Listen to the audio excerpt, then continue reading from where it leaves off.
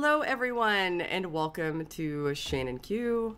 I am Shannon Q, and I am super excited today. We are going to have a conversation about what I think might be one of my absolute favorite subjects to discuss. We're going to talk about morality, and I think often people see morality, especially in this corner of YouTube, I guess you might say, in debate format between atheists and theists, and a lot of us don't get to see atheists kind of converse about what their views of morality are and where they may differ and where they may coalesce. And I think that that's a really valuable thing for a lot of us to do, especially after deconversion.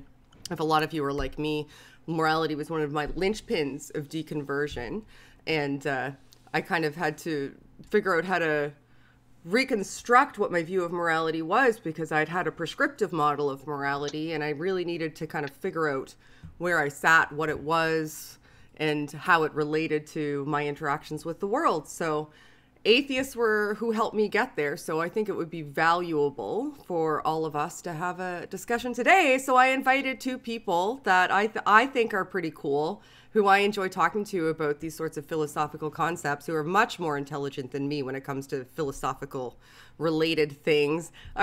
You're really being too nice. We'll see how this goes. But so before we really get into it, I would like to give each of you an opportunity to introduce yourself. And Scott, you haven't been here before. Matt, you have. So I'll start with Scott. Scott, go ahead and introduce yourself. Tell everybody who you are and where they can find you.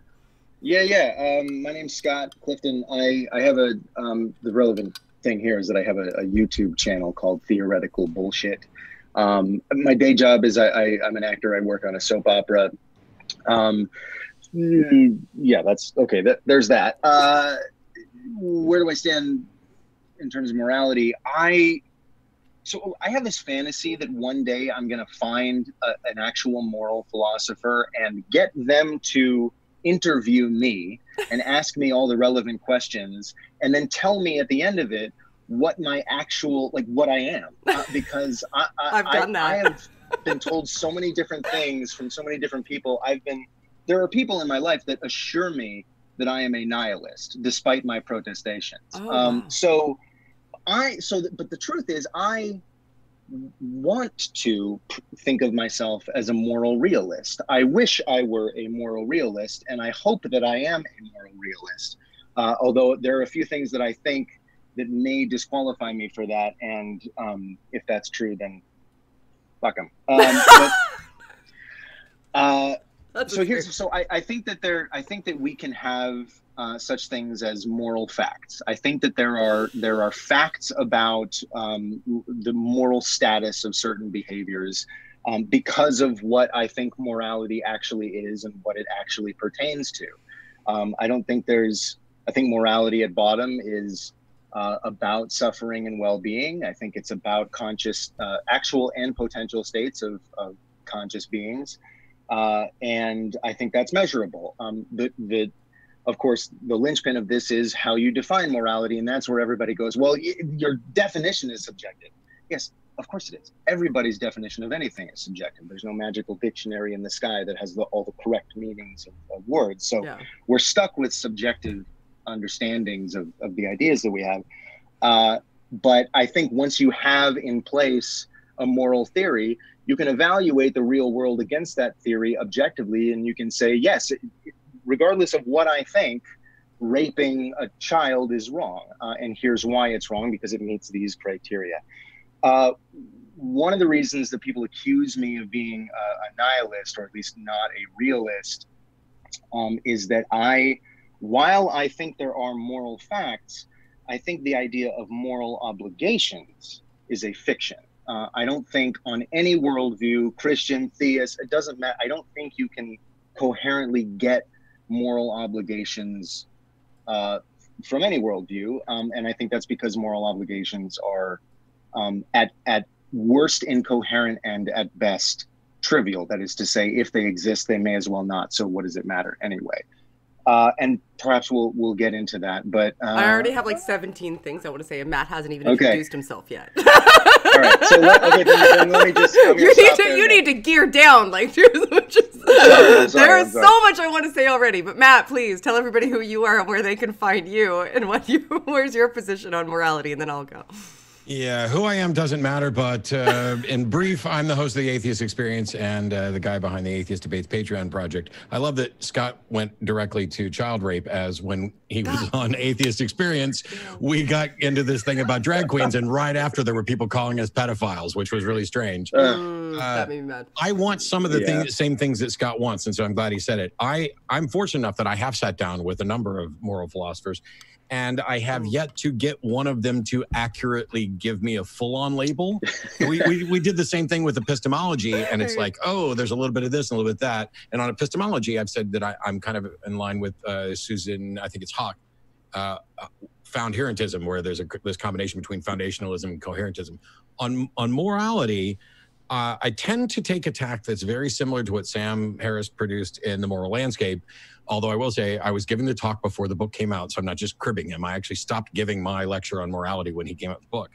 I think that we're physical beings in a physical universe, and that the facts about the universe dictate the consequences of our actions and what is or isn't in our best interest. And for morality to have any use or meaning, what we're talking about is what sorts of consequences to our actions we would evaluate as good or increasing the progress of thinking creatures, and which ones would be bad. And so, unlike Scott, I do think that there are, in fact, moral obligations or moral duties, and I make a distinction between those and moral virtues.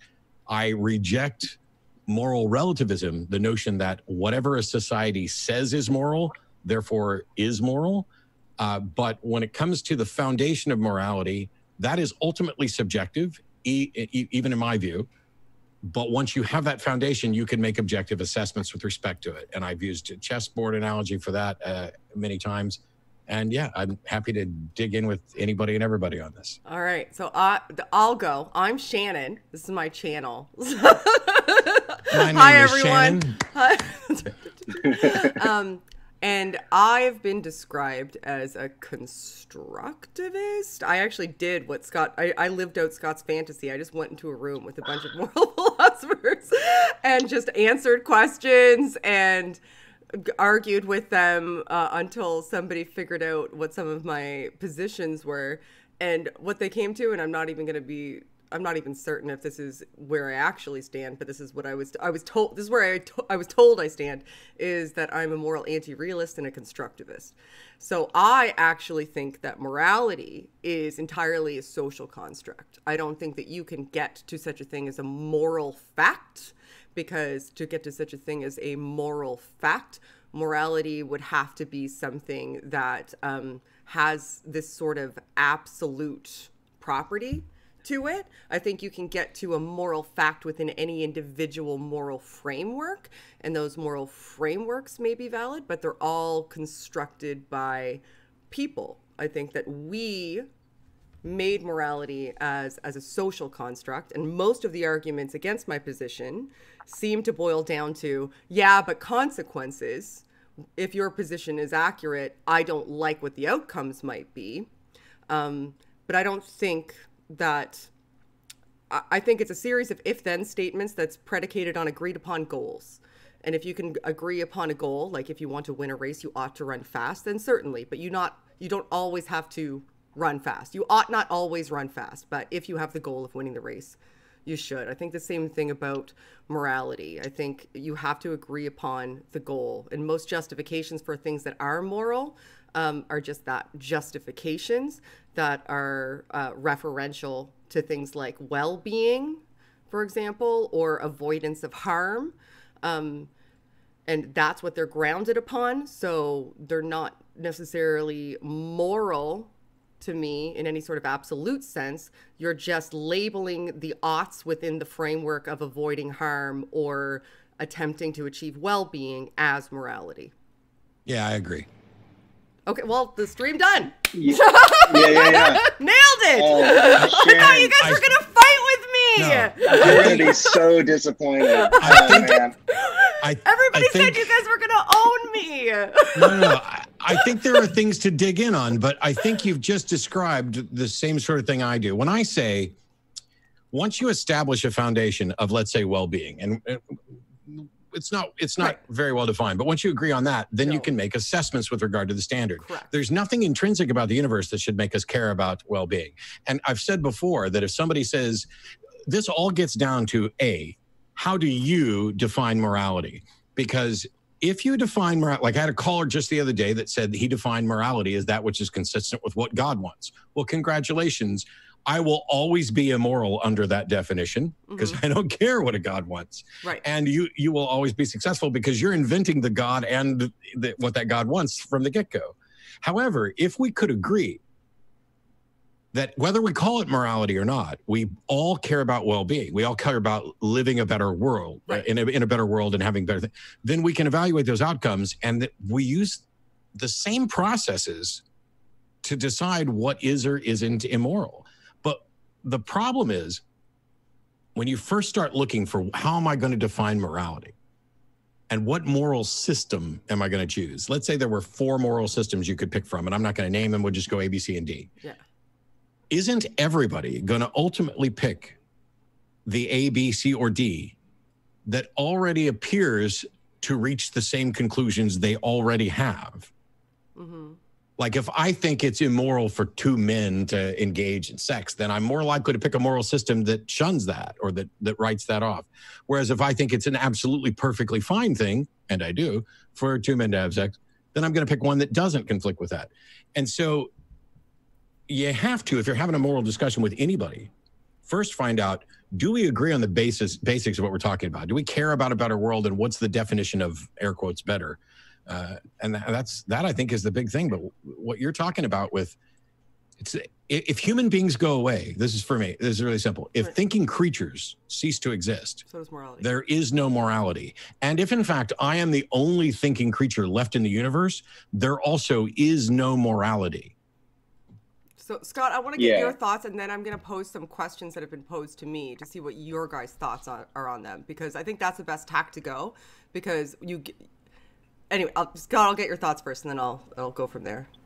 Sure. Yeah. So I'm waiting for the opportunity to unpack a few things I said in my little. Moral facts. You said there was moral facts. That's when I went. Moral facts. But I also want to unpack the moral obligations thing, because I think that Matt thinks I was saying something that he would disagree with, and I actually think I'm saying something that he would not disagree with. When it comes to moral. So first let me respond to something that Matt said. I agree with Matt that, between A, B, C, and D, you're going to pick the one that intuitively feels, the most moral to you. And if you think gay sex is, then you're going to go that way. Obviously, there have been cognitive studies on how different people view morality in terms of like purity and, rules and stuff like that. And then there are other people that think in terms of utility and, and we can, that's going to determine what kind of moral framework you want.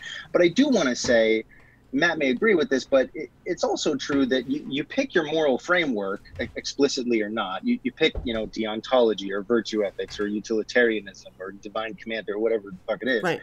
And you're going to run into your commitment to that moral framework is going to force you to have to change your mind about you're going to have to override certain intuitions of yours. What's an example of that? For me, I consider myself a consequentialist, if anything, right? I think actual and potential consequences should inform what makes something right or wrong. And so somebody says, well, what about the utility monster, right? What if it turns out that there is a being that stands in relation to us, that we stand in relation to? What the hell just happened to Shannon? Are you the Statue of Liberty? Are you I have a small cat who just knocked over my green screen. I'm very sorry. Keep going. I'm just going to set it up. I'll be right back. Okay. Shannon is in fact the Statue of Liberty as far as I'm concerned. So but keep going. I already forgot what I was going to say. Oh yeah, the utility monster, right? So if there's a being that stands in relation to us the way that we stand in relation to, say, ants, and all of us dying, contributes to that being's happiness in a way that we could not even possibly understand. The same way that an ant could not possibly understand the happiness that we get out of having a picnic, in which we have to kill them for walking on our watermelon, then yeah, the right thing to do would be allow that utility monster to eat us all. So there are certain things. You make a commitment to an ethical framework, and your intuitions do have to get overridden at some point, unless you are a freak of nature and just have perfect intuitions about everything. Scott, did you just suggest that if there's a creature higher above us than we are of ants, which I'm just going to go ahead and accept that at face value rather than trying to dig in on what the hell that means, the moral thing would be to let them eat us? Yeah, that's weird. It would not be immoral of that utility monster to eat us, is the punchline there. So, all right, I'm going to start asking questions because I can see the chat losing their mind too. I think everybody yeah, so I'll talk about moral obligations and moral facts in a minute. Okay. I'm sure we'll get to it. Oh yeah, I think that a lot of that is going to be kind of couched within the answers to a lot of these different questions. So yeah. I had a little audio bug here and I didn't hear Scott's answer, but I'm sure we'll get to it at some. But should we allow that creature to eat us? Is all I was wondering. Oh, sorry. I said that I worded that weirdly. The punchline really is that it's not immoral of that creature to eat us, regardless of what we do to defend ourselves or whatever. Ooh, yeah, I'm going to disagree there, but cool. Nice. All right. Well, if you guys want to explore that disagreement, that's cool because I have a list of questions that are always posed to me, and I'm very interested to hear your answers. The first one. Okay, go. Well, just to food for thought, and then we'll get to Shan's questions. Yeah. My view of morality involves where I distinguish between moral obligation, moral duties, and moral virtue. Is if you fail to do a particular act, you would fall on the immoral side of the bar.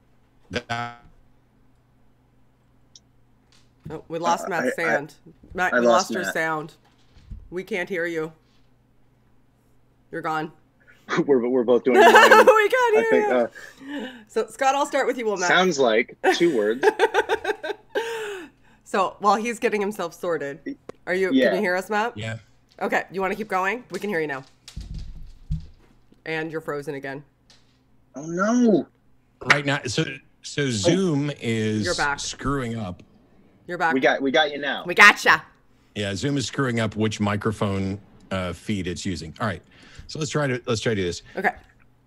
If you fail to do a moral duty, that would put you on the immoral side of the question, but failing a moral virtue doesn't. And so it would be morally virtuous. For example, I've said before that eating a vegan diet is almost certainly morally virtuous, as in morally superior, but failing to eat a vegan diet isn't necessarily immoral, which means it's not necessarily a moral duty. Now that's still something that's prone to debate, but my view of morality is about my moral responsibility is proportional to my ability to comprehend things.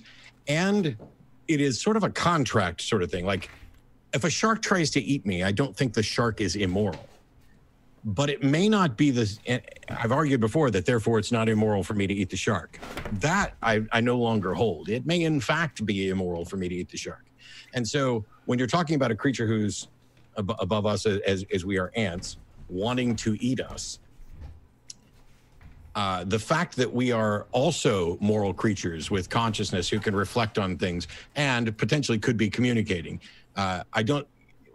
We've reached a point where we should be able, whoever's above us should be able to communicate with us, which means now all of a sudden the moral contract between us is far more binding than I don't have a moral contract with an ant because I have no way to communicate with them. And that's not because I have a failing. It's because the ants don't have the ability to communicate. Right. But because I'm over the bar of communication, now I can have a moral contract with someone more intelligent or more robust or however we define it.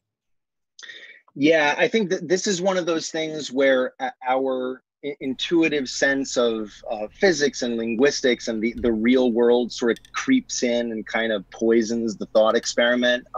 There are a lot of problems. There are a lot of reasons that the utility monster thought experiment just kind of gets stuck with us. One of which is that, we fancy ourselves as beings that can totally communicate our wants and needs. And you would think that we could just have a conversation with this utility monster and everybody could have their way. The idea in principle, in practice, a utility monster like this probably doesn't and couldn't exist. But the idea in principle is, you know, if I'm going to take my son to the park, right? So I get in the car and I kill how many tiny, tiny little flying bugs on the way to the park. Let's say I kill 10 of them, right?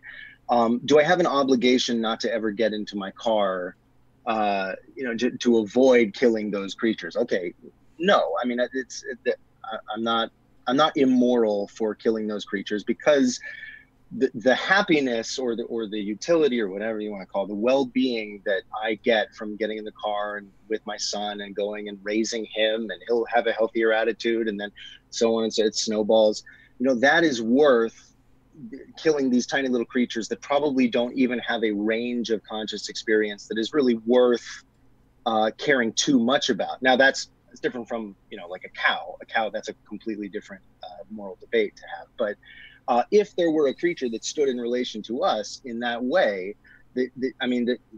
and by the way, utility monster, it doesn't have to be about eating us. It could be that the utility monster is just driving through the galaxy and we're the bugs on the windshield, right? It doesn't matter, but for whatever reason, there's a zero-sum game between our lives and this creature's happiness or well-being.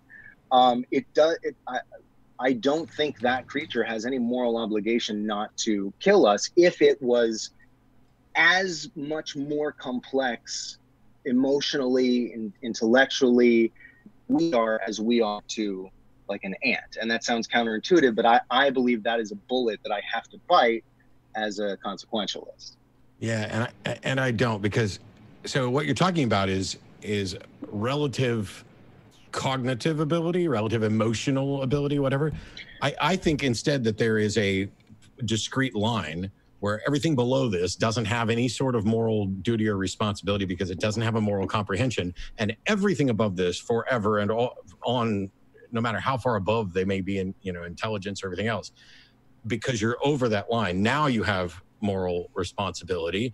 And it's like if you were driving your kid to the park and you smash a bunch of bugs and you knew it, you're not going to care. But if you drove through 23 chimpanzees, you'd care.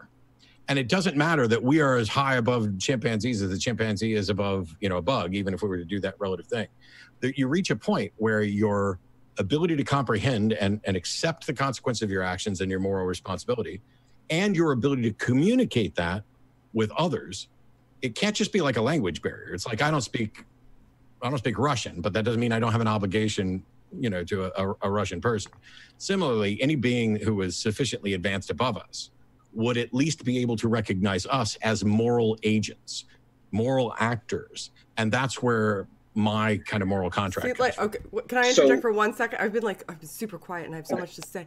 So to me, when you say something like that, what that sounds like to me is just some sort of like empathetic intuition based on an anthropomorphization. So we're able to recognize similarities in groups of people or groups of animals, let's say, or groups of other beings, like whatever, hypothetical beings, I don't care, based on their ability to have at least similar cognition spectrums to us. So like their ability to feel pain and register pain and understand that they've registered pain, for example. Whereas we don't understand or don't have an understanding, maybe they do, that a bug could feel pain, register pain, and understand that they're registering pain, or has relationships as well, would be another component that we would take into consideration. So what that still doesn't get me to the why should we care? Like that doesn't, I understand that your intuitions would lead you towards wanting to protect yourself, people you care about, and people like you as an extension of that, and which may also be non-altruistic because you could also want to protect yourself. But when you say moral obligations, what I hear is like that, you know, you have to act in this way. Like there's some sort of prescription. But I don't understand the grounding of the prescription. Like, I just can't get to the grounding of of the ought there. I can't do it. I've tried. Many other people have tried to talk to me. People who are very smart, much smarter than me, have tried to explain to me why anybody has an obligation to act in a moral fashion. And I understand why we would want people to act in a moral fashion and be compelled to convince people that they should adopt our morality, or like our schemas of morality. But I don't get to where there's an ought in there. Okay, is it possible under your model for someone to be immoral? Under my model, yes. But why? Okay. But that's mine. No. Yeah. Because if your model includes the possibility for someone being immoral, then your model must necessarily have moral obligations that those immoral people have violated. Respective to me, as I've created that model. It doesn't matter what the model is. If you have the ability to categorize someone as being immoral or some action that they've taken as being immoral, then you must have some obligation that they have failed to meet or have broken. Okay, I agree with that. I just can't get to any sort of absolute external ought there. No. Yeah. And I'm not appealing to absolute external oughts. This is all within the system. If the system is based on well-being, then you ought not lop off someone's head willy-nilly. Right. And if you do that, then you have committed an immoral act, and your obligation as a moral actor within that system was to not do that. Sure. The slight difference is that when we get into subtle things, like if there's a bus coming down the road and there's a child in the road, if you are the caretaker for that child and there's no immediate risk to your own health, I would argue that you have a moral obligation to remove that child from the path of the bus. And failing to do that when there's no risk to you means that you have acted immorally and grossly so. However, if the child steps out in front of the bus and you risk your own life or even sacrifice your own life to save them, you have done something that would be morally virtuous, but isn't necessarily a moral obligation. Like no one's going to look at you and say, hey, the child ripped their hand out of yours and dove in front of a bus and you didn't have the time, or looking at it, you would have died if you did it. It's not that you're immoral for not saving the kid. You had you had an inability to prevent what the outcome was. Yes. Yeah. Or an inability to do it without, dying yourself. Without being in peril. Okay. Right. Okay. And so that's the only distinction between virtue and duty that I have. Okay. Shannon. Yeah. Well, Shannon, I imagine your question to that is going to be, well, where is the obligating? What's doing the obligating? I mean, if we're supposed to do this, or we're not supposed. Really quickly, I want to go back to Matt's answer to the utility monster thought experiment. Yeah. I just want to say, Matt, because I think that I'm going to try to tie this into where we moved on to. But Matt, I don't think you have a different answer to the thought experiment than I do. I think you are rejecting the premise of the thought experiment, which is perfectly legitimate. You're saying there can't be a being that stands in relation to us the way that we stand in relation to ants, because that ceiling has already been broken and there is an analog to that ceiling up and above our heads. Yeah, it's kind of like, I think Star Trek handles this quite nicely. If you look at like something on Next Generation, there are civilizations that the Federation will not interact with because they haven't reached warp technology yet. Prime Directive. And so you leave them alone with the Prime Directive. There are other civilizations that you act with. However, even though you're not going to interact with these, you still have a moral duty to not go fucking up their stuff. Yeah. And you still have some moral contract with them. So all of this, when you asked just a second ago, what's doing the obligating? To me, once you qualify as a moral actor within a system, you and I may disagree on what the system is, but to whatever extent we do agree, we can at least agree that we're both moral actors within this system. And that is what gives you the obligation. When you recognize that your actions have consequences, that you are going to be held responsible for them by other people, and that it's in your best interest to work with other people to create this sort of system that protects you and protects them and protects everybody. That construct is what has the obligation. Just like there's no intrinsic speed limit for vehicles in the universe. So in the United States, we changed it to 55 for a while on highways, and we do it at 70. You're breaking the law if you exceed that, irrespective of what your personal view is, because you have agreed to be a player in this particular system. It falls apart a little bit there, but that's kind of where I'm at. Yeah. So there's in like in the literature of which I'm aware, that there's this distinction that gets made that's annoying to me, and I don't like where this line is drawn, but I accept the stipulation between moral obligations and rational obligations. And I think what I would like to call moral obligations, because they're obligations that have to do with morality, I'm bashed on the head over and over again with no, those are rational obligations. And the difference is that a rational obligation is logically tied to a desired outcome, right, Shannon? Which is what you were talking about. And a moral obligation, my entire framework. Exactly. And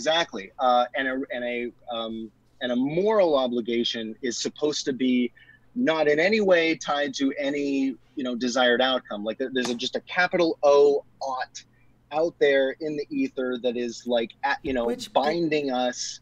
Yeah. How would you have access to something like that? You could never conceivably know what that ought was. You just couldn't. I rejected that simplistic, absolute external ought 20 years ago. Right. Yeah.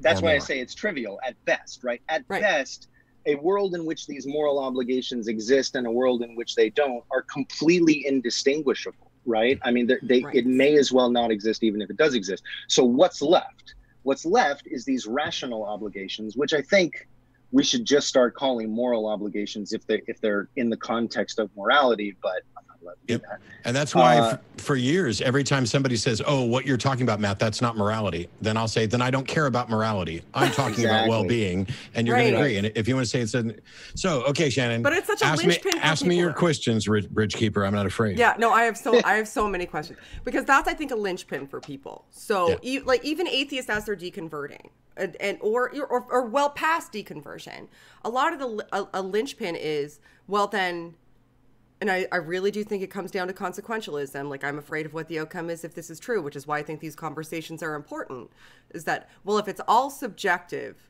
then you can't say anyone is immoral, because if your locus of moral systems is your own internal cognition, if that's what produces moral systems, then I could produce a moral system that is absolutely different, and I could provide justifications for it from the next person and the next person, the next person. Like, we could essentially have an infinite array of moral systems competing. And how do we assess which one is accurate? We must need some sort of external standard if there's an eternal array of potential immoral systems. So we're judging it by something. That standard must be external. I mean, I have my own kind of explanation for what that is, but I feel like that's something that people appeal to quite consistently when they're approaching me about that. And to me, it boils down to, if it's all subjective, everybody can have their own moral system, and that's scary, and I don't like it. Well, you can still have an external standard. You can still have a standard that you put things up against, to the goal that you've chosen. Sure. Well, yeah, but that's going to be the case in any moral system, no matter what. I mean, even if it's divine command theory, I have to care about. I have to. Morality to me has to be what God does and doesn't command. Or people appeal to intuition. Say, sure, yeah. I do want to say that even as somebody who wants to be a moral realist, I think the you're not, though. But what if? Oh, shut up, Shannon. But the line of reasoning, but you can't say that someone is wrong. Right. I think that's a really overrated objection, and the reason for that is that, let's put the shoe on the other foot, right? So you take a Christian who believes that they have the most concrete, authoritative, externally binding obligation, capital O obligation. They got everything they want, right? And yet there's a psychopath that's got them and their family tied up, and they're pouring gasoline over them at that very second. That person does get to tell the other guy that he's wrong, and what fucking good is that going to do? Yeah, it may not change any mind. But if all we're talking about is let's build a better world, the first thing we have to do is define better. And there are going to be people who disagree on better. I think the truth is, and I think people make morality way harder than it needs to be, I think the truth is generally speaking, if we toss out, perhaps psychopaths or other aberrations, everybody wants a better world. I don't think our views of what a better world are dramatically different. I think that some views of a better world have been poisoned by ideology. And that's why someone will say, my view of a better world is the world that God is making for us in heaven, or the world that God wants, or all this other thing. But this is why you have things like John Rawls' Veil of Ignorance, which I think is one of the greatest tools ever. And that is, design the world that you're going to live in, not knowing who you're going to be in that world. Are you going to allow slavery? Remember, you can come in as a slave master or a slave. Are you going to allow massive income disparity so that you have Jeff Bezos and me? Knowing you can come in as either one of them. That sort of thing that tries to get our biases out of the way as much as possible. I think there's a Humean constructivist notion that that honest, rational actors would arrive at the same conclusions about, we'll put morality in air quotes, if they remove themselves from the situation, if they're asked in an abstract sense, is it a better world for everybody to have access to health care than to not? Because, okay, is it a better world for us to have eliminated poverty and starvation, even if it means somebody doesn't get to be a billionaire type of thing? The rational actors coming to similar, if not identical, conclusions based on that, which ties back to the Veil of Ignorance. Yeah. So, sorry, Scott, were you about to say something? I'm really interrupty today. So much. No. I have thoughts, but I want to plug them in at places that are actually appropriate instead of just randomly firing them off. So I'm gonna. It's essentially my channel's brand, Scott. So don't worry about it. Shannon's where we randomly fire off the. That's right. So. Here's another objection that I come up against quite often, and this isn't just atheists, or it isn't just theists, it's atheists too. They say essentially that there's these sort of unified intuitions that most of us have sort of similar intuitive, like you said, and people on the outskirts are aberrations, they're anomalies. They're we don't take them into consideration. We cut them off from consideration, which I think is ridiculous, because otherwise you don't get to any sort of universal morality, especially if you're appealing to intuition. But that we all have sort of similar intuitions about, goals, what we want. And the fact that we have those similar intuitions is, that's not apropos of nothing. That means that there's something there.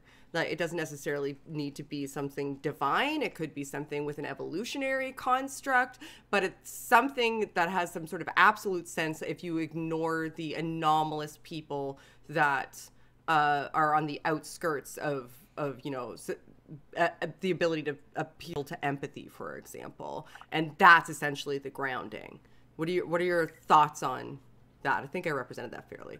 I think that may be there's different questions we could be answering, right? I mean, one question is, why do we have the moral intuitions that we do? Mm-hmm. And evolution obviously does a really good job of explaining that. But then you don't want to turn right around and use evolution as some kind of standard for morality. Mm-hmm.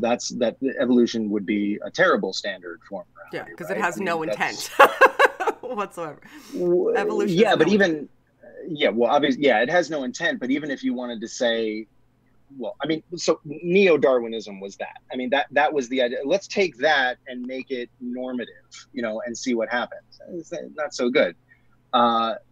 So I think that's a different question from, all right, we have these intuitions. What do we really want from that? And by the way, I don't think, intuitions should always be the beginning of the conversation, never the end of the conversation. Right. You start with an intuition, and then you start testing that intuition. And with any luck, that intuition is going to be proved wrong, or at least unpacked in a way that makes it way more nuanced than you thought. You're going to realize there's exceptions. Intuitions aren't some, magical cognitive ability handed down from on high. They're just subconscious inferences, right? I mean, that's all an intuition is inference making that we may not be totally doing explicitly. So yeah, I think that's the only point I wanted to make there. I have what I think is an interesting, curious thought. That's a Better thought be experiment. good. I'm primed now. Yeah. You can feel free to rip this to shreds. I'm but ready. Here we go. I think that the entire world could benefit from taking a bunch of children before at birth and sticking them on an island. And over the course of their life, they will then attempt to rewrite and rediscover science. And I think what we would find is that their version of science and information would be virtually identical to what we've discovered. And also have them rewrite religions or see what religions they come up with. And I think those would be very different. And then in the process of this, we would also see them come up with a moral code, and it would be somewhere in between the same and the different. Because when you compare moral values between cultures, there are areas where they overlap. Generally speaking, killing people is just generally viewed as immoral. Yeah. Where they don't overlap, I think we have to recognize that we may be looking at something that is neither moral nor immoral, but is truly amoral. That, I like vanilla ice cream. Oh, you're a monster. But what's strange to me is that putting those children on an island to get the answers that we desperately need is something that is nearly universally considered immoral. And so we're just screwed. We'll never find out. We'll never know. We'll never have our own Truman Show. The world may never know. To me, it all comes down to one of the reasons I think it's so important. I think let's preface it with that, is that it all comes down to the ability to provide compelling justifications. So somebody is going to say to me and you, Scott, and you, Matt, that, all these atheists just agreed that morality isn't real and it's all subjective and it's based on their own internal framework. And yeah, I do think that is the case. But here's the issue, that the sooner we accept that that's the case and that that's what we're working with, the sooner we'll get to the work of actually really shoring up our justifications, so that when we go out into interactions and into society and figure out how we're going to construct things, we're constructing it based on actual rational justifications that are compelling to other people, because we're taking them into consideration instead of prescriptive mandates or imaginary unattainable standards that we're never going to know. I think putting it all back into the realm of, hey, this is a construct we invented. We invented it for a reason. Our motivation was because we realized that it would help us construct societies in a fashion that we're all going to be able to be in cohesive groups that benefits all of us. That's what we call morality. And it's all of us going through the motions of figuring out how to interact with each other, treat each other best, and exist as a society. And that there's no external standard that we need to adhere to, and there's no prescriptive mandate that's unattainable. Then we can actually start to do some really good goddamn work, as opposed to arguing about what it really is. So that's why I think these conversations are important. So Shannon, I think everything that I totally agree with that. I think everything that you just said, though, is what we did with medicine and health. Right. I mean, now, right. But I don't meet a whole lot of people who think health isn't real or medicine is just totally subjective. Right. So we can talk about, I think that we can talk about morality as being objective in the same way that we talk about medicine as being objective. Drinking rat poison is unhealthy. That's not just my subjective opinion. I mean, it really is unhealthy. And in the same way, I think we can make the claim that raping a child is wrong, in the same way that it's objectively wrong because of facts about ourselves, about our brains, about our psychology, about our history. These are all objective facts that are not contingent on us, agreeing. It's worth reminding people that there's nothing intrinsic in the universe that makes it so that we should care about our physical health or our mental health, right, or our emotional health, or I would say our moral health. And the only difference in the moral health thing is that, when you have let's say you have more than one kid and one of them hits the other one and you say, don't do that. And they say, why? Now, the worst thing a parent can do, although I know plenty of them who do and frequently continue to, is say, because I said so. That's completely dissatisfying. Right. And it's far easier to say, because that hurts. Would you like somebody to do that to you? And understanding empathy is the foundation of us building this sort of moral interaction. And so I'm in agreement with what Scott just said, which is why, you know, Sam and I both equated it to physical health. And the reason why I've used the chess analogy so often, although my chess game's getting worse and worse, I'm finding out today. And that is the game of chess was created by us. The rules are arbitrary. The pieces are arbitrary. Nothing about it had to be the way it is. And yet once you have the rules and you understand that the objective is to not lose the game, you can now make declarations about which moves are better than others, which move further a goal. Mm-hmm. And you can say that if you make this move, that's a bad move. And you should not do that if your goal is to not lose the game. The only thing that we're actually arguing with people about, the only thing that we're arguing with theists about or anybody else is, do we agree that our goal is to not lose the damn game? Right. Because some people have losing the game as the premier goal. They have an afterlife that is bliss, and that is the goal. Everything that we know, everything that we've ever interacted with, everything we loved, every good meal you've had, every time you've had sex, every time you've seen something beautiful, heard something beautiful, all of that is like dirty rags. All of that is a place to wipe your feet before the real life begins. None of that matters. The 70 to 100 years that you might be fortunate enough to spend interacting with people and loving it, none of that matters even in the slightest when measured against an eternity of bliss. And so if that's the goal, they're not even playing the same game we are. This is why there are people who are actively praying for and predicting, you know, war in the Middle East because it's going to signal the end times things. But I want to submit that they are playing the same game. If I believed that there was an afterlife, that would not make me not a consequentialist. It would just make me a consequentialist whose eye is on the ball of the afterlife, right? I mean, morality is going to be what it is, whether or not death is the end. But and the only thing I was saying was that one person's focused on this life and one person's focused on another life. Yeah. Well, that's certainly which changes the goal. Like, so the goal is different. Like, their goal is outside of our existent reality. What we're able to perceive and where we are now, their goal is way outside of the realm of how we operate day to day in our actual corporeal lives. But it's not outside. And I want to move the goal to where we're right now. But the goal is not outside of conscious experience. They're still concerned about conscious experience. Here's another way to look at it. I just don't think that they should be, because I think it's false.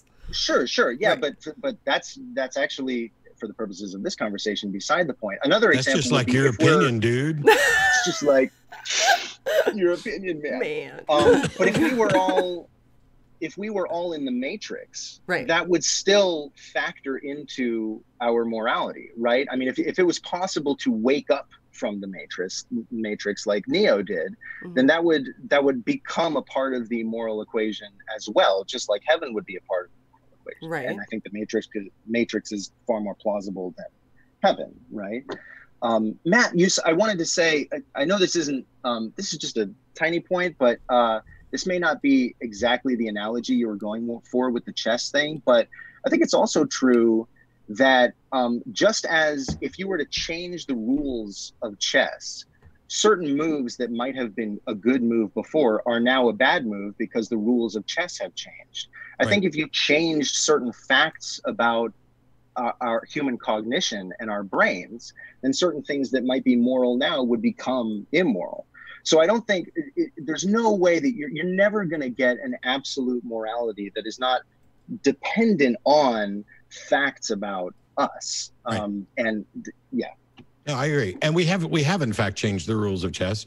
I don't know so much about changing different aspects of our psychology. It gets into, well, I would say now we're treading closer and closer to dealing with other social constructs. And what I worry about is that if we can't get agreement, now obviously the three of us are largely in agreement. Yeah, it's just minutia. But if we can't get agreement about whether or not it's okay for two dudes to make out in public, what are we going to do when we have to start dealing with issues of cloning and identity and You know, when other, you know, when I draw the bar here at which creatures are moral actors, what happens when we begin to recognize that that probably has to include other primates and dolphins, or if there's life somewhere else in this galaxy that we go with, how do we interact with them? And do we just become tribal in the same way that Catholics and Protestants will fight tooth and nail in Ireland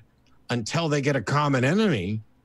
And then all of a sudden they go together. And then, you know, the Catholics and Jews will fight until they get a common enemy and they go together. Is that what's going to band everybody together on Earth, is making the aliens the bad guys? Is this what's going to make people stop caring about what color somebody's skin is, or whether or not they have a gender or are the gender that you think they are?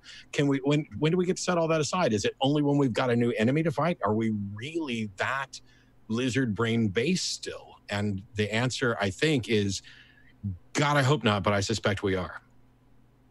Yeah, I think potentially. Yeah. And so, like, one of the other, I guess, issues that I have with any sort of objective, absolute moral system is, one, the standards that you're attempting to adhere to are unknowable and unattainable. You have to use rational justification to find them, and if you're using rational justification to find them, then the locus again is in your cognition, to me. So you're thinking your way into what you think the goal should be, like what the anchor is. And I haven't heard anybody think their way into what, and this is where I think you guys are going to tear me apart, and I'm actually looking forward to it because I want, I know I really am, because I would rather be, I would rather be like really certain about my position, because I think it's that important. But I feel as though if you're thinking your way into what an absolute moral fact is, like ignoring the obligation, even what an absolute moral fact is, that's you providing internal cognitive justification for what a moral fact is. What gets you to the point that it's absolute, aside from your justification for it, and which would go right back, I think, to consensus and agreement, unless you could find something that universally applies to all people at all times, all conscious beings at all times. No such thing exists. That's my thing. So and I think that's what you would have to get. Well, I think that's what you would have to get for it to be a moral fact. Like an absolute moral fact, not a moral fact within a framework. Because if it's couched within a framework, obviously. That's fine. So I don't think there are absolute moral facts. I think there are moral facts within a framework. Oh, okay. Well, then we agree. But maybe Scott doesn't. Get me, Scott. None of us think there are absolute medical facts either. And yet you're not saying there's no such, if there's not absolute medical facts, then there's just no medical facts. I mean, peanut butter's good for me, but it's terrible. Like peanut butter's good for me, but it's terrible for somebody who's allergic. There's no absolute health fact. Like when the sodium ion channels close in your neural network, you're dead. That's an absolute medical fact. Speak English. Medical. When you're medical fact, but and your heart stops. Yeah. So that's an absolute medical fact. It's you're dead. I would argue that if any being, with no justification, no wrongdoing on my part, no legal justification or anything else, decides to kill me just for their own pleasure, that is an absolute moral fact. Because what you do, so you've included all the details of that situation in there. Similarly, when you talk about a breakdown of particular chemicals or whatever, you've added the situation to it, because you're defining this is what happens in a typical human being. What if you find a human being that doesn't quite work like that? Right. Yes, that's exactly right. That's exactly it for me. Yeah. So I think a lot of people, especially I don't know how atheists get to absolute versions of morality, or these objective versions of morality. I don't know how they do. They do. We should get one of those people here, because it's not me. We should get Ozzy. I wish Ozzy was here. Ozzy would just be school. Me too. He'd be yelling at me right now. I love him. I'm worried about us using absolute and objective interchangeably. That's fair. They're not the same thing. You're right. And I think we can talk about we all, at least Matt and I, believe that you can make objective claims about morality, but nobody here thinks you can make absolute claims about morality. Correct, as far as I can tell. So when you say you can make an objective claim about morality, that would be a claim within the framework that's already, like, you've already agreed upon a goal, you've already agreed upon, okay, so tell me what you mean then. Irrespective of, well, okay, yes, generally speaking, we're talking about within a framework, but the only thing I mean by saying that there's an objective fact is that it's not merely a matter of opinion. Like, you cut off my head and there are consequences for you and consequences for me, and it's not a matter of opinion what those consequences are. But those consequences are going to be levied upon you because we exist not that kind of consequence. I'm saying the physical facts of the universe dictate what happens when you lop my head off. Like, you're dead and the other person killed you. Right. Objectively, that happened. Right. Whether or not there are consequences for you in a social sense is completely separate. Well, I agree that there's objective facts. I'm not saying that there's no such thing as an objective fact. I'm saying there's no such thing as like an objective moral fact. Well, if a moral fact is just a fact about the moral status of an action, and the moral status of an action is really just describing how conducive or deleterious it is to human well-being or the well-being of conscious creatures, then you've got a moral fact right there. With the presupposition of the framework.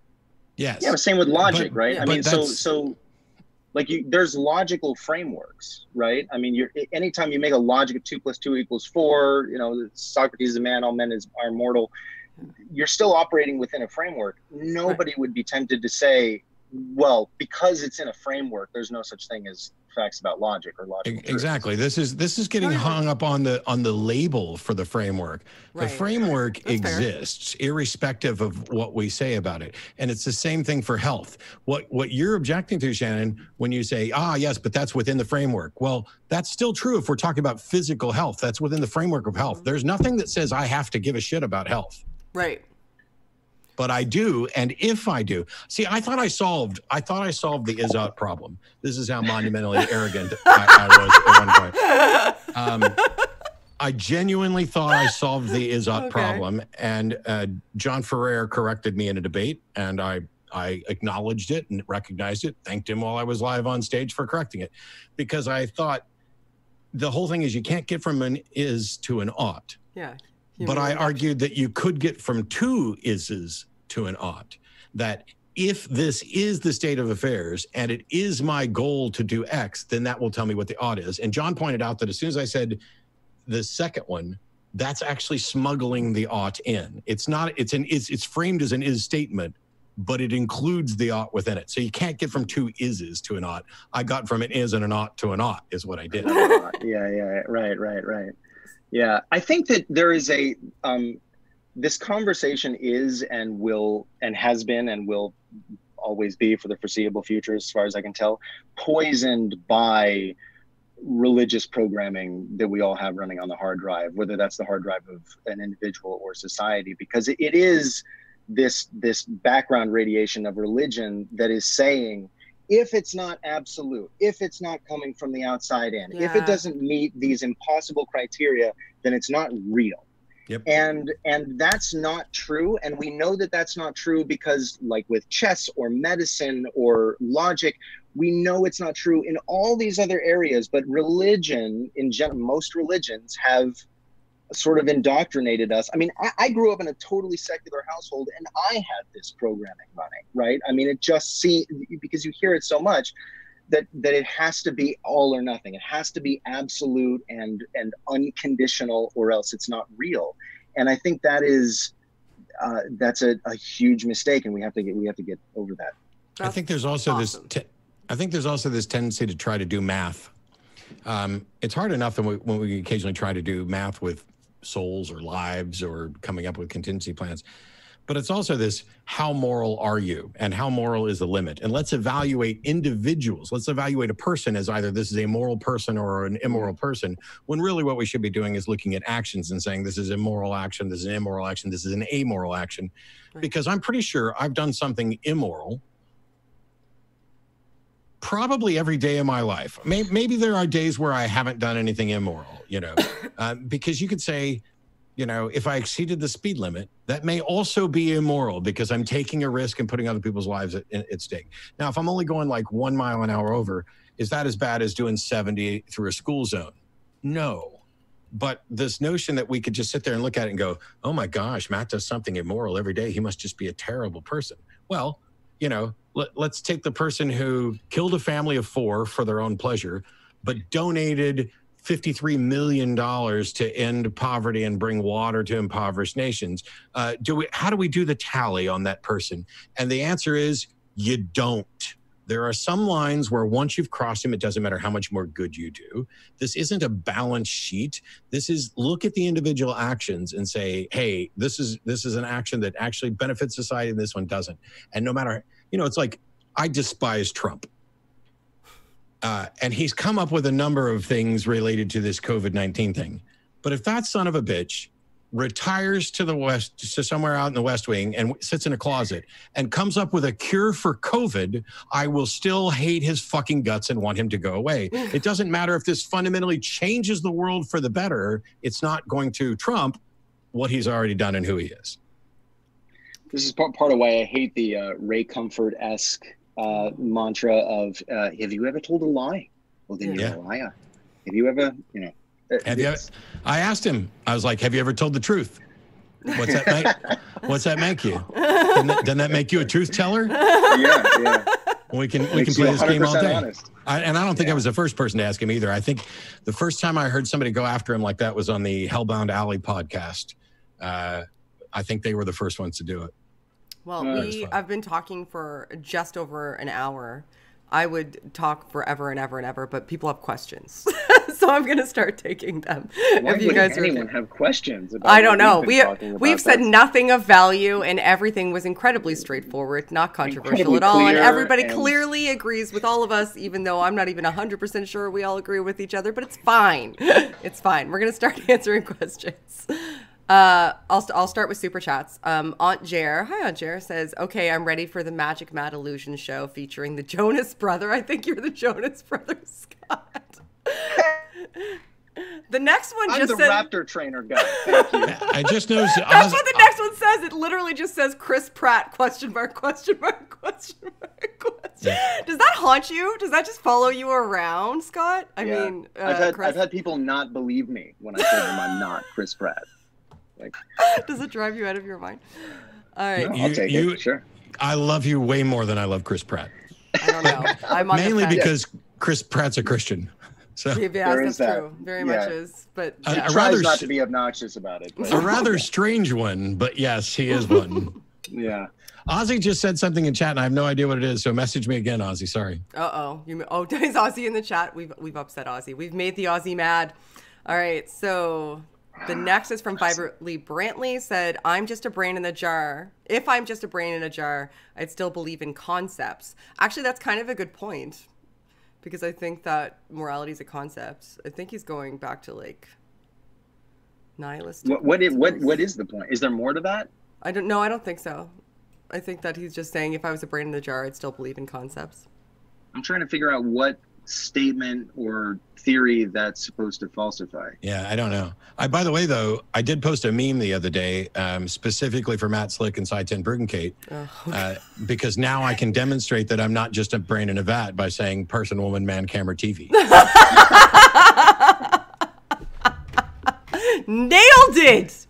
Nailed it. You said it so fast, too. Do you get extra bonus points for it being this far away from the actual time of the test and not having taken it yourself? You must get mega bonus points. All right, Cowboy, who are the best authors to read on secular morality and ethics? What do you guys think? I don't know. I'm not going to be good at recommending here. I know that I've liked... I've liked plenty that I didn't necessarily agree with. So like Shelley Kagan and others, but it was, I think that if you I would go out to like one of the university philosophy sites on ethics and meta ethics, something like Stanford or like that, where you can get an assessment of a variety of them. And don't do what we said everybody would do. Don't go through and like look through the list and go, that's the one that seems to support my personal views from the beginning. Look through and see if there's some merit to them, because you might find that, you know, like, here's something that we all might be opposed to. Like, I don't know, I'm not even going to come up with an example. Just don't do what we said everybody would do, and actually evaluate them and be willing to change your mind if you come across something new, because that's way better than just going, oh, yes. It reminds me of whenever we'd move as a kid. We moved every 4 or 5 years because my dad worked for the airline. And one of the first goals, after we found a home, was to find a new church. And the way we would find a new church was we would go and we would visit a couple churches, and whichever one had the preacher that my mom thought was the most right with God, that's where we went to church, which meant we always picked the church where my mom agreed with the preacher. That's the wrong way to do it. Right. Yeah. What else you got, Shannon? All right. Okay. Hit us. I'll hit you. The next one is just vanilla ice cream is okay. French vanilla is wrong. That's from I'm Sorry, Wilson. No, that's true. That must be like a vegan who doesn't want the eggs in there. I love French vanilla ice cream. I love Frenching after vanilla ice cream. Matt, I do want to pick your brain about, because you said that I just commandeered the conversation. Go for it. Earlier you said in passing that while it may be a virtue not to eat the cow, not to eat the steak, it's not morally wrong to eat the steak. I don't know if you were endorsing that, but you were saying that was a position that one can hold at least. Yeah. And I think I disagree with that. I'm a meat eater, just like you. And I view my meat eating as absolutely a moral failure. I think that it is actually wrong every time I eat a hamburger, and that I wish that I had the willpower not to do that. Okay. But you think so what? No, yeah. Where are you coming from there? I think it's morally virtuous to not eat animals. I don't think it's a moral obligation. So I don't think you're necessarily immoral for it. But that just gets to my line on moral duty and moral virtue. However, I don't put all animals in one bucket, even at KFC. I don't put all of them in one bucket, because there are animals that I wouldn't eat for a variety of reasons. And my view, I'm pretty much 90% pescatarian and 80% vegan at this point anyway. I've got a freezer full of Beyond Meat. That's what I eat regularly. And I actually prefer the Beyond Meat burgers to hamburger at this point. Oh, man, you're a better man than I. But my thing about when I've talked to vegans, and I fully expect that now we've brought this up, I will do nothing but talk to vegans for the next 3 fucking months again. Oh, I'm so sorry. I'm sorry. Right. He's not wrong, actually. That's about to happen. No, I know. Is it immoral if I have a goat that's just in my backyard and one day it just keels over? Is it immoral for me to eat that goat?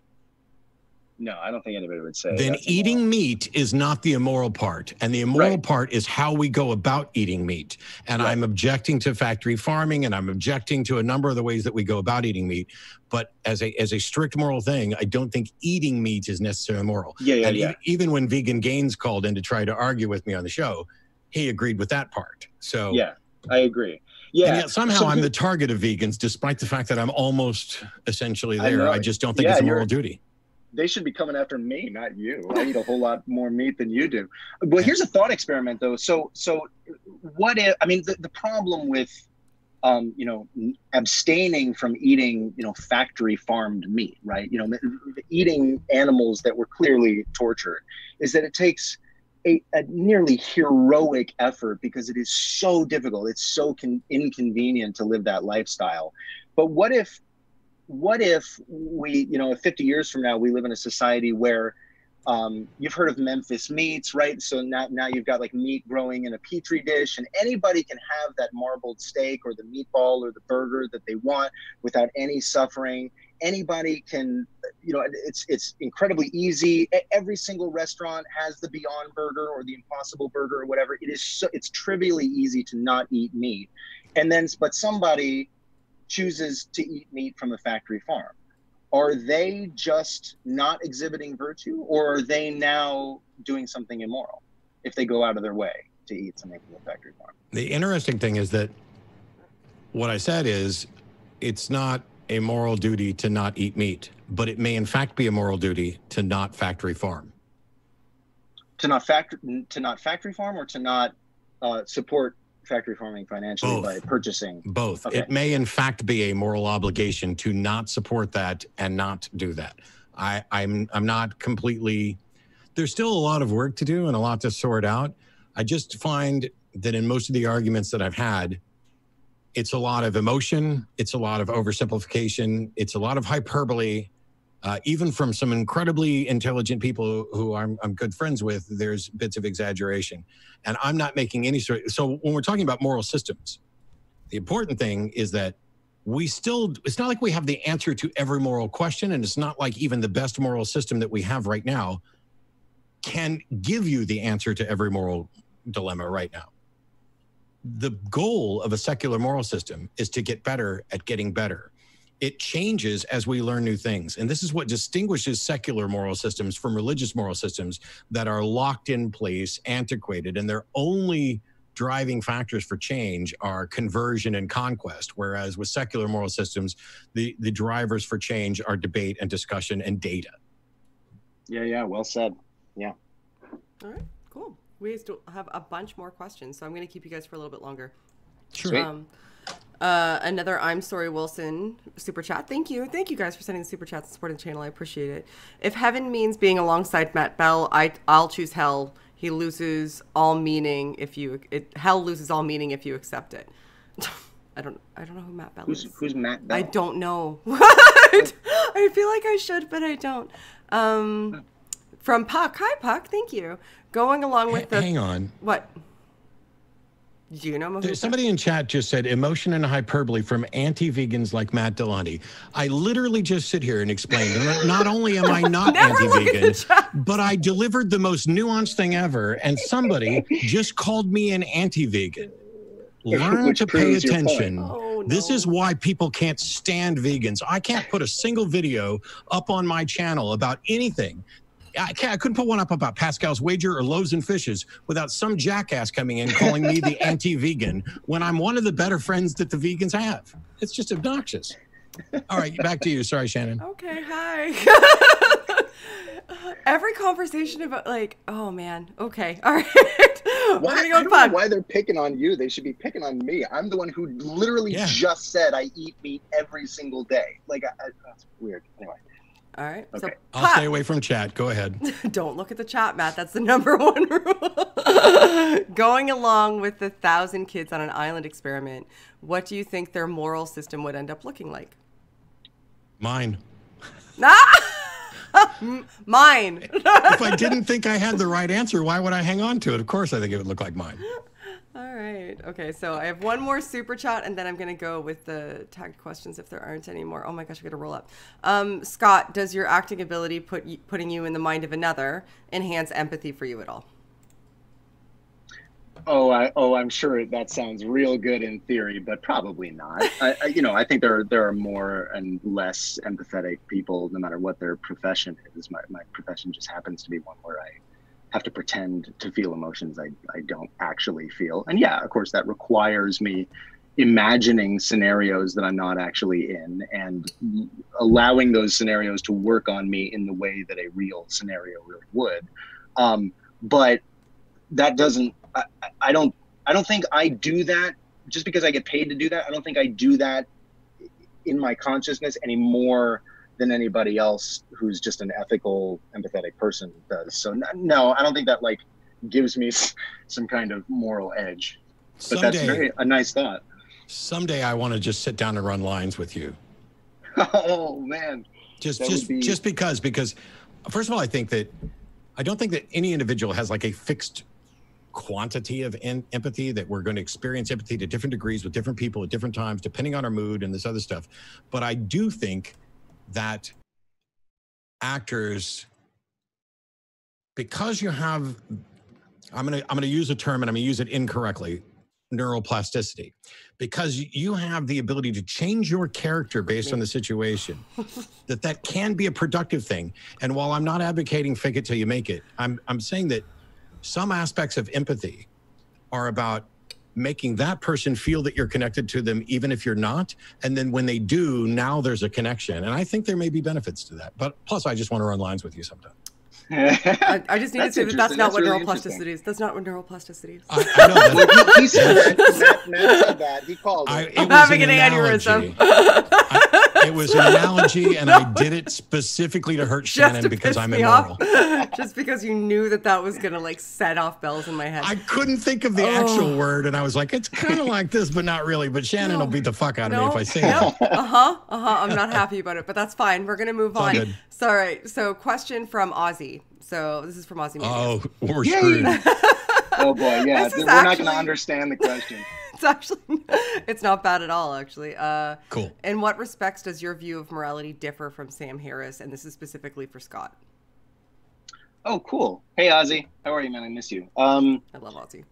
Yeah. So I did my like YouTube like treatise on morality video, which is like the big YouTube video that I did on morality that people reference when they're talking about my views. I did that maybe like a year or so before Sam Harris's book came out, The Moral Landscape. And in the years since, everybody says, you're just stealing from Sam Harris. You're just stealing from Sam Harris. And then I have to show them the fucking time stamp, or whatever it is on my video to show. No, I was saying this shit first. But there's a big difference between my view and Sam Harris's view, which is that he believes that he can solve the is-ought gap, and I don't think you can or need to or should even want to. Again, Sam Harris believes that we can derive moral obligations from natural facts, and I don't think we need to do that, and I don't think saying that we can't do that is a problem, because we can turn around and say you can't either to anybody who might say, well then, you don't really have morality. So so the different, did we end up talking about the difference between moral facts and moral obligations? Yeah, we did. So I just don't think this idea of oughts has any use. Well, oughts that are not contingent on a desired outcome, at least. I think Scott, I think you and I are on the same page. We got there around the same time, and I think honestly, the way you described it, I would not only agree, but I think Sam is doing the same ought smuggling that I got caught for doing. Yeah. Yeah. Well, what's interesting is it was a podcast with Sam Harris and Sean Carroll. Yep. And Sean Carroll made such a simple, beautiful argument, and Sam Harris's response to it was not satisfactory to me. But Sean Carroll said, listen, your criticism of free will, of compatibilist free will, is that somebody like Dan Dennett is basically just changing the subject, that they're smuggling in like a new definition for the folk concept that we all kind of know. And Sean Carroll just goes, how are you not doing exactly that with morality? And I don't even remember exactly what Harris said, but it was not even close to satisfying. And to me, I think you can choose whether that's a good argument for compatibilism or against moral realism. But I just thought that was a great point. Yeah, I think I agree with you, because I think that once you go outside of the framework, like once you don't have an agreed upon goal, that ought disappears, because you ought not do it because you don't desire the goal. You don't desire the outcome. Yeah. So there's no sort of absolute. Yeah. All right. Fair enough. It's one of the things if you looked at somebody like I debated David Wood, who's a psychopath. Now, and I'm not saying that in a derogatory sense, he's a diagnosed psychopath. Yes, self-professed, for sure. He has a desire to do harm to people, which he blatantly acknowledged in the midst of our debate. And people were like, weren't you afraid? And I was like, well, there was a dude between us, so he would have had to jump over somebody to get to me. James is quite big, too. And James is not a small guy. But I'm happy that David has some way to not seek out the sort of harm that he wants to do. Mm-hmm. But it's never mind. I forgot where I was going. Well, I think you're going to go somewhere like this is another objection, and then we have more questions. But I find that this is an interesting kind of like path to go down. That if somebody like a psychopath exists, like somebody like a David Wood exists, and they say, well, I would continue to do these things, except I found this Christian moral framework. Now it's a prescriptive mandate. That I have a sense of consequentialism, essentially, that, I personally have this desire to not suffer the consequences of my actions by being mandated to hell as a result of my current actions. So I am motivated to follow this list of prescriptive mandates to prevent that from happening to me pragmatically. So you lose that when you lose that as a motivation for somebody who is a psychopath when you go out of the realm of prescriptive mandates with eternal consequences and into the realm of this is a thing that we made up so that we can exist together. You lose that. I mean, I think that there's arguments and justifications that you can give, like why, like obviously he went to jail. He probably does not wish to do that again and understands that there's consequences. Sure, but that's you know, just saying, hey, I don't kill people because I don't want to go to jail. That's not morality.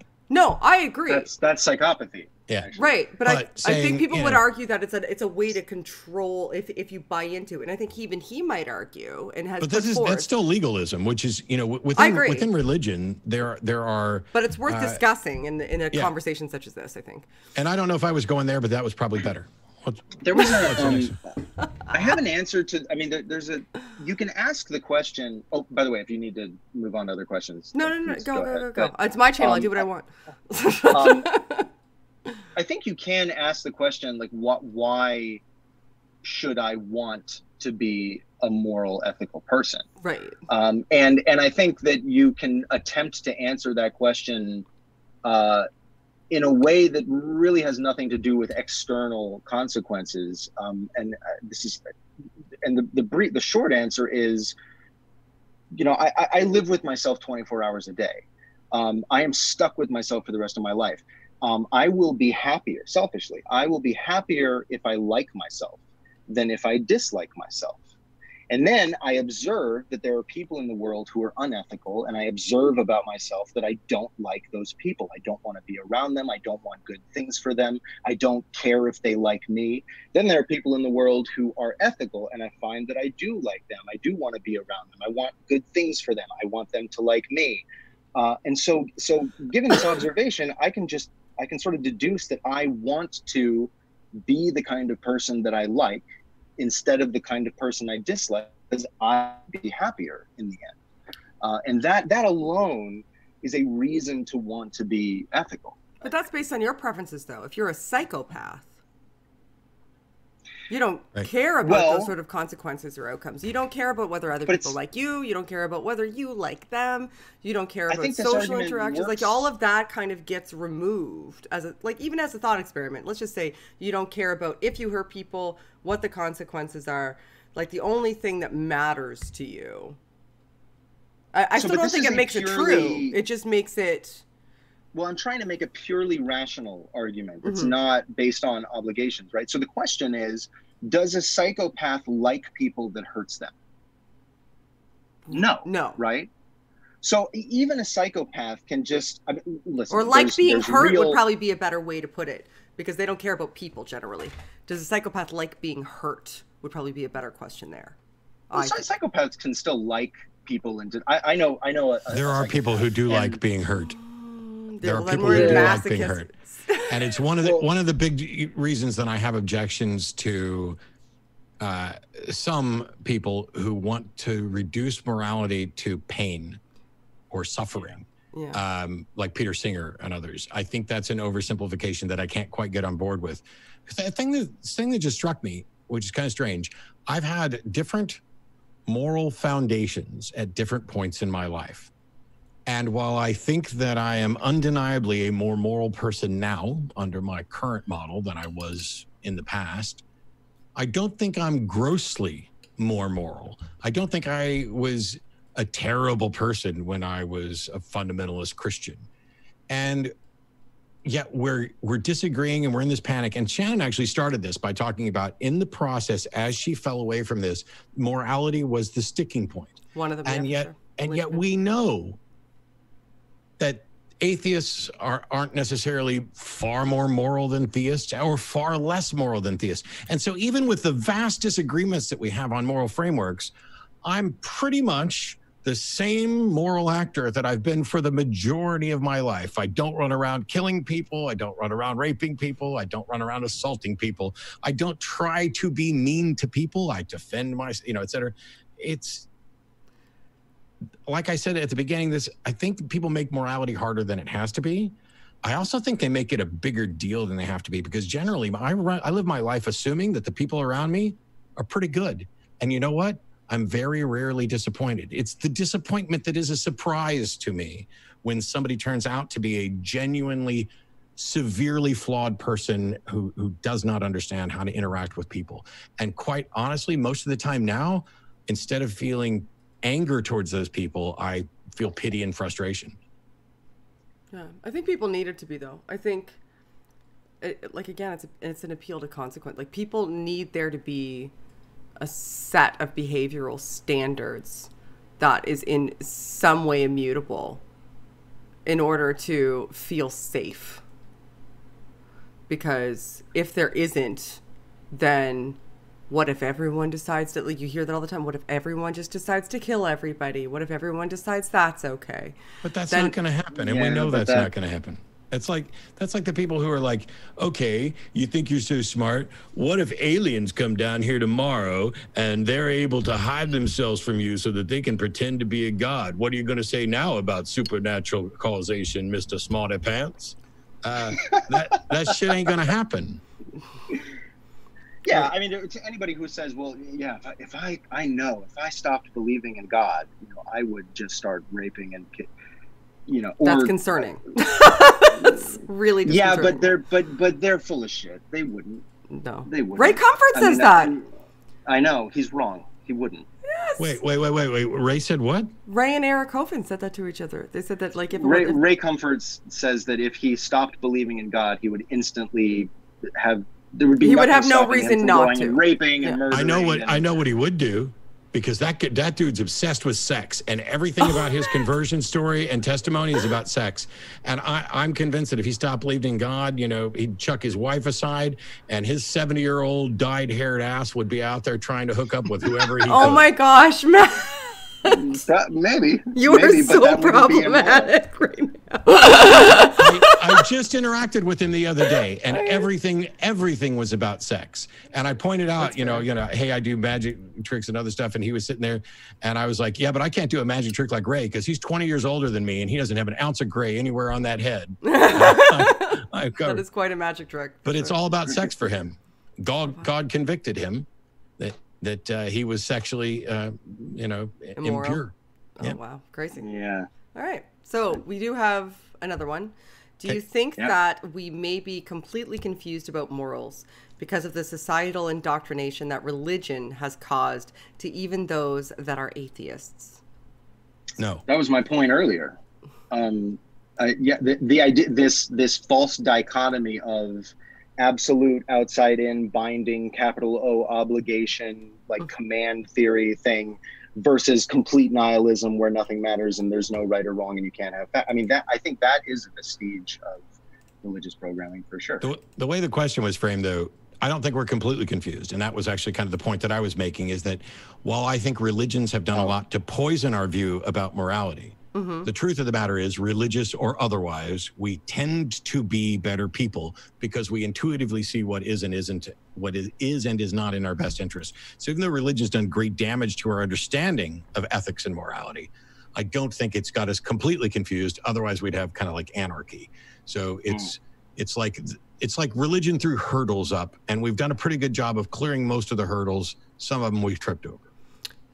No, I think that's kind of fair. I think there's this idea that a friend of mine, Ocean, he has a great channel. He's a polytheist, actually. And he talks about latent Christianity and how it's kind of infiltrated cultural schemas, and it influenced the way a lot of people in sort of Western civilization frame how they view things within society and how they approach problems, and has influenced that framework. And I think that could have a lot to do with how we discuss morality, because we're not just discussing morality in the sense of what is it, let's try to discover what it is and why it matters. We're always kind of combating against this anticipation that somebody is going to come at even an honest conversation about anticipating what it is, to try to deconstruct what we're saying in order to propose that us even having a conversation where it is an absolute is essentially support of their model of absolute, and us existing in this fashion and having a conversation about what morality even is even more support for their model, because wouldn't it be scary? Like all of that, all of those things enter into your mind when you're having these dialogues. They must, if you understand the way societies ebb and flow and what influences those societies. So I think that there is a bit of like latent theism, even in general, not even just Christianity, that imbues the subject matter. And I think if you play back this conversation, you'll see us reference it on multiple occasions, and that would be evidence that it's the case to me. Yep. I don't know if you guys have thoughts on that, or I'm way off base. No, I think that by the time this is over, if somebody could like merge the thoughts of the three of us, not only would we have something that represents the area of overlap where we agree, but I think I'm optimistic that it's something that's going to be useful for somebody. That's good to hear. I hope so. Yeah, I think there's lots of value just in dialogue, generally speaking, especially honest dialogue where you're not kind of encumbered by those types of fears too, and are able to be fully open and not afraid to be refuted. I think that there's a significant amount of value in that. So I appreciate you two being here to do it with me, because this is an important nobody topic. has made anybody cry yet, and so I've got like existential blue balls. Just waiting for that moment. Well, but Paul never has came. a question. I haven't read it yet. Good. Maybe it'll make you cry, Scott. You could make me. You could, Scott. All you have to do now is so like we're on Bold and the Beautiful, and you're breaking up with me, and you no longer love me. Go ahead, go. But I'm supposed to make you cry? I don't do this unless I'm paid, man. I get paid like a lot. That's good, because I don't need footage of me bawling like a baby either. So. Okay, I would pay to watch a show of Scott and Matt running lines using that foghorn leghorn southern accent. That is from Paul. Thank you, Paul. I keep my feathers numbered for just such an occasion. Thank you. Thanks, Paulogia. I say, boy, come here. Zach says Matt's an evil meat eater, and the last one is Hosier Buddy, who says that it was with a laughy face and a devil. I think that Zach was being. I think that was tongue in cheek. I saw it when it popped up. He was playing. Said, sorry, I'm late because God gave Moses a second set of the 10 Commandments to better fit with society's suggests subjective morals is cool with God. That's actually true. I've very rarely boiled any goats in their mother's milk. Not recently. Not one? Wow. I know. I'm incredibly moral. I'm only boiling the goats that fall over and just die randomly in my backyard. That's right. And not so I don't have the mother's milk for it. They're probably already dead. They've outlived each other. All right. Well, we're about to go, so I will give you guys a last opportunity for parting thoughts and to tell everybody who you are and where to find you. And I will start with Matt, since I started with Scott last time. Sorry, Scott. You got to zip it for now. Matt's going first this time. I'm being fair. All right, final thoughts. I am the president of the Atheist Community of Austin, the host of the Atheist Experience TV show, and you can find me at patreon.com/atheistdebates and occasionally at places like twitch.tv/Matt Dillahunty. And if you're very lucky, you'll tune into Atheist Experience on a week when my newest co-host, Shannon, is there with me. And other than that, I'll see you all around. That'll be this Sunday. And Scott did last week, actually. I know. Yeah, I don't have like a I'm on Twitter and YouTube. A final thought. Here's a pretend deep but not really thought. Deepity. There's this line. If anybody's ever seen the Ricky Gervais Netflix show Afterlife, there's this great line where Ricky Gervais's character is sitting on a bench with a woman, and I think she lost her husband and he lost his wife, and they're sort of bonding over their suffering. And she has this line where she says, the thing about happiness is that happiness is so awesome, it actually doesn't matter who it belongs to. That's how awesome happiness is. And that I remember there was a moment when I was a kid, on the school grounds, and some other kid we're fighting or something. There was some zero-sum contest between me and another kid where my happiness meant his suffering or vice versa. And on a really, basic level, I remember thinking, well, what if one of us is happy? Why does it matter if it's me? But why do I care so much that the happy one is me and not the other guy? Somebody's happy, so why should I care? And that was sort of like the beginning of a kind of philosophical journey, insofar as a 6-year-old can have one. But I think that is a question that we should all be asking ourselves, and it's a question that the project of morality attempts to answer. And so I'm doing my best. Matt's raised his hand, all I got. Apparently, Matt. I know. Fuck. Matt, you had your fucking turn. Sorry. What if he's happy because he's punching your face? That was part of the question. I mean, what if? I'm putting up the end screen. You guys can just argue your way out. Like, I don't even, I'm done. Elevate the discourse, everyone. Never invite these two on a show together, apparently. They'll just fly off the rails and there's nothing you can do about it. And I always wave. I waved. No one can see us. No one can see us. Don't wave. Don't be like me. Have a good night. I'm waving. Help elevate the discourse.